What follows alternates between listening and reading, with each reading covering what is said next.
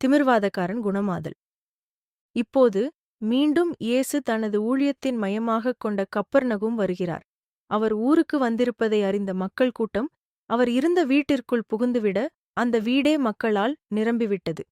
மிஞ்சிப்போனால் அதிகபட்சம் 50 பேர் வீட்டிற்குள்ளும் வாசலை அடைத்துக் கொண்டும் இருக்கலாம். இப்போது 4 பேர் வாத நோயில் படுத்த படுக்கையாய் கிடந்த தங்கள் நண்பரை படுக்கையில் வைத்து தூக்கிக் கொண்டு வருகின்றனர்.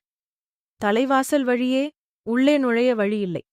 வெளிஜன்னல் பக்கமும் மக்கள் கூட்டம். என்ன செய்வது என திகைத்த 4வருக்கும் ஒரு திட்டம் தோன்றியது. வீட்டின் வெளிப்புறம் உள்ள மாடிப்படி வழியாக மேலே சென்று கூரையை பிரிச்சி நேரே இயேசுவுக்கு முன்னால் அவரை இறக்கினர். கொஞ்சம் ரிஸ்க் தான். வீட்டுக்காரர் சும்மா விட மாட்டார். ஒருவேளை இந்த வீடு பேதுருவின் வீடாய் இருக்கலாம். நம் ஆண்டவருக்குத்தான் சொந்தமாய் இவ்வுலகில் வீடில்லையே. நம்ம பேதுரு தானே அப்புறமாய் மன்னிப்பு கேட்டுக்கொண்டு ரிப்பேர் செய்து விடலாம் என்ற முடிவுக்கு இவர்கள் வந்திருக்கலாம்.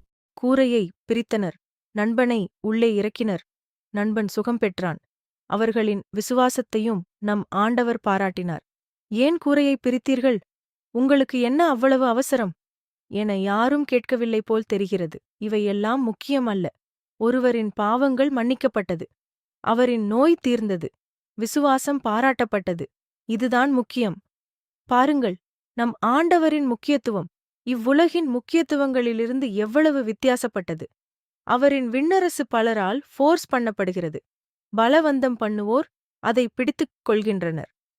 முன்னுக்குப்பின் தீர யோசித்து தயங்கித் தயங்கி லாபம் நஷ்டம் கணக்கு பார்த்து பலவற்றை சிந்தித்துக் கொண்டிருந்தால் சந்தர்ப்பங்களை நழுவ விட வேண்டியதுதான்.